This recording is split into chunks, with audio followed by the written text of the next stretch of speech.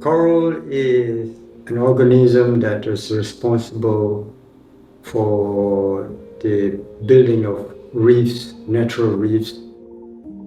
And the importance of coral is that it is at the base of the food chain in the ocean, and it provides shelter to many living organisms and also food to about 25% of the marine life.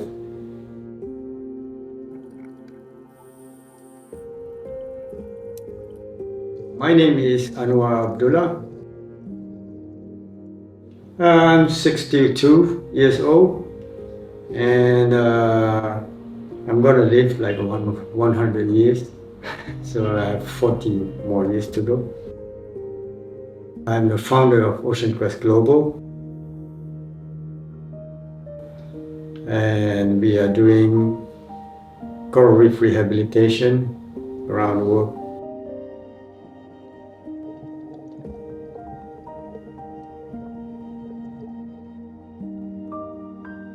I researched corals since 1981.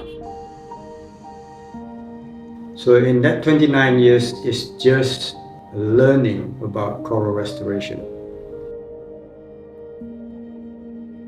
And then once I have discovered that I have a method, a system, and strategy to grow coral reef, I need a platform where I can take this knowledge and deliver it to the people of the world. And I cannot do it as an individual, so I can only do it as an organization. So I started OceanQuest initially in Malaysia, and then it expanded to Asia, and then it expanded to global. So now we have OceanQuest Global.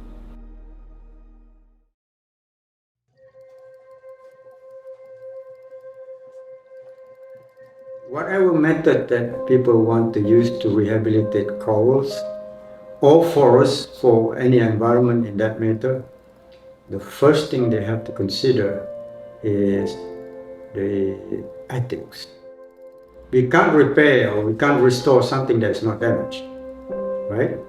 So we need to work in a damaged coral reef to restore a coral reef. The ethical standards must be right so that we don't create more damage to the coral reef. That means the source of coral that we take to propagate must be coral from broken fragments that are found on the seafloor, not from the living reef. What are we going to grow the coral on? Can we grow coral on concrete? Can we grow coral on metal? Or can we grow coral on plastic? Yes, but ethically, it is not the substrate naturally belong in the sea. We need to grow coral on natural rocks that is in the ocean. We found rocks in the ocean that is loose and is not attached to anything. There's nothing living in it, therefore we can use those rocks to propagate coral. And those are the rocks that we normally see coral naturally grow on.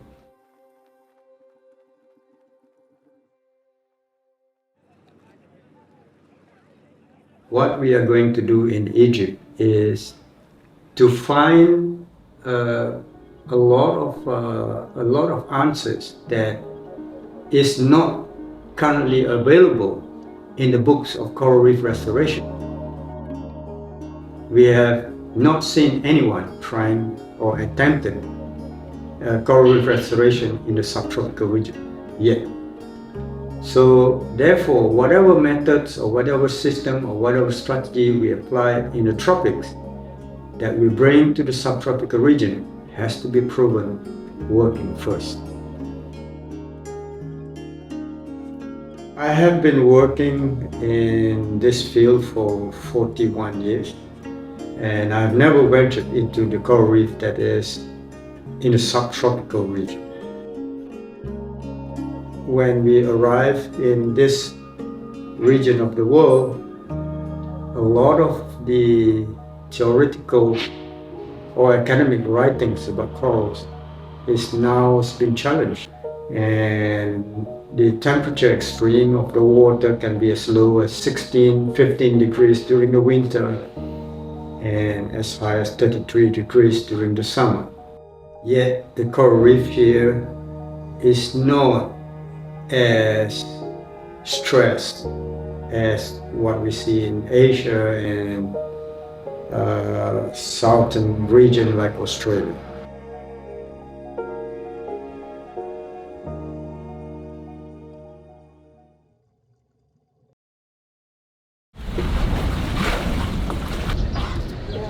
What we're gonna do today, I mean, like we have very limited team today.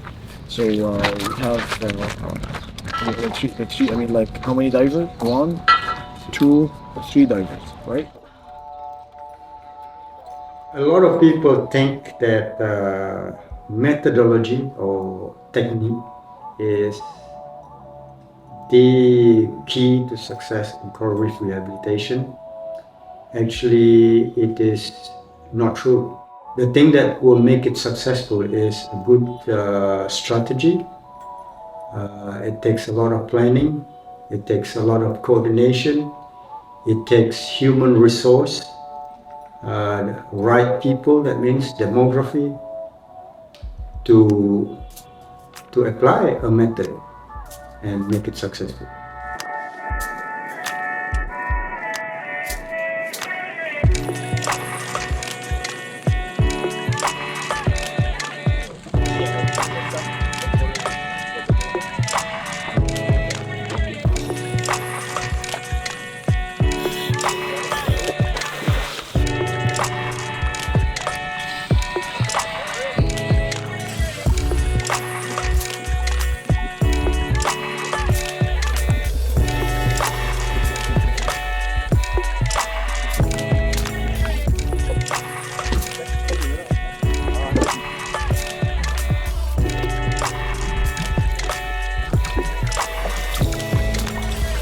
So what I'm doing right now is that I'm gluing the fragments with a medical glue, and then after that I put catalyst, like to make this glue like dissolve in 2 weeks, and then I make it wet to keep it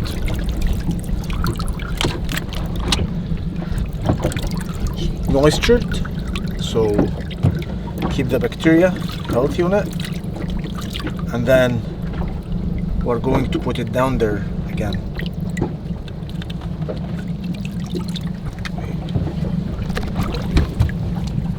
So these fragments we mainly got it from corals like Stumble that going to die actually very soon.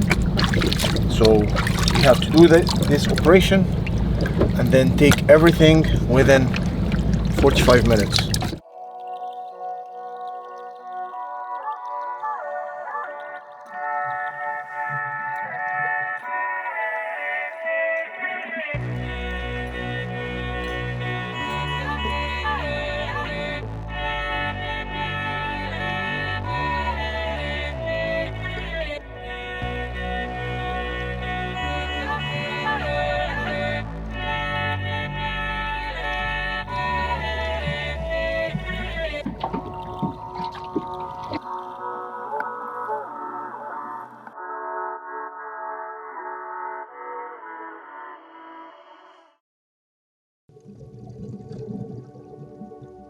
We plan to propagate as many coral as possible and as many types as possible, meaning many species as possible.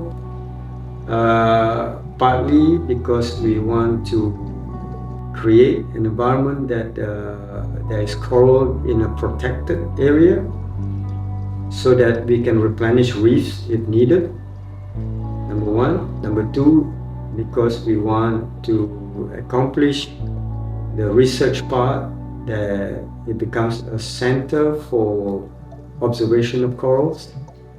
that we don't go out to the natural coral reef too often, that we are going to stress the natural coral reef. We can work in that centralized location of our coral nurseries. Therefore, the number will be in a region of thousands. It's very interesting. It's a new challenge. Yeah, like I said, it's an empty book with empty pages. No matter what we know about corals in the past, we can set it aside for the moment. My message is we need to learn more. We are very limited in knowledge about corals still. We need to learn more.